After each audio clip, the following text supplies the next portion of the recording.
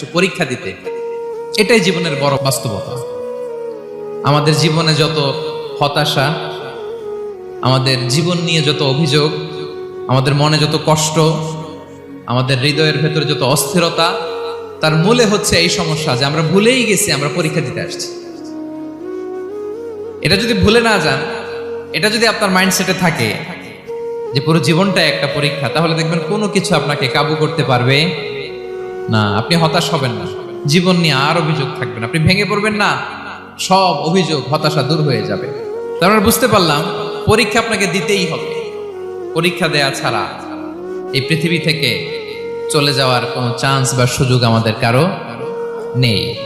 সূরাতুল আনকাবুতে আল্লাহ তাআলা এই কথাটা আরো চমৎকার ভাবে বলেছেন। আল্লাহ তাআলা ইরশাদ করছেন, আহাসিবান নাসু আইয়ুতরাকু আইয়াকুলু আমান্না ওয়া হুম লা ইফতানুন ওয়ালাকাদ ফাতান্নাল্লাযীনা মিন ক্বাবলিহিম ফালা ইয়া'লামান্নাল্লাহুল্লাযীনা সাদাকু ওয়ালা ইয়া'লামান্নাল কাযিবিন।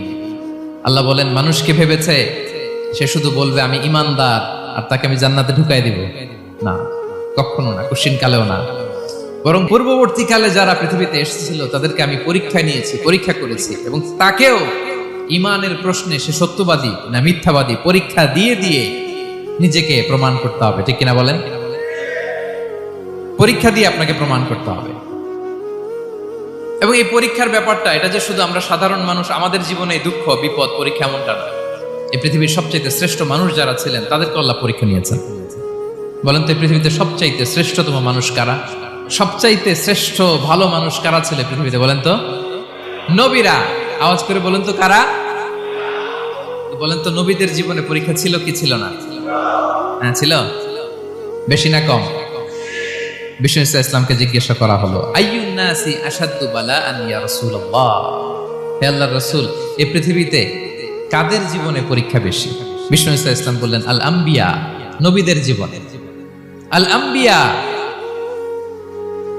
সুম্মাল আমসাল ফাল আমসাল, সবচাইতে জীবনে পরীক্ষার সম্মুখীন সবচাইতে বেশি হয়েছেন নবীরা।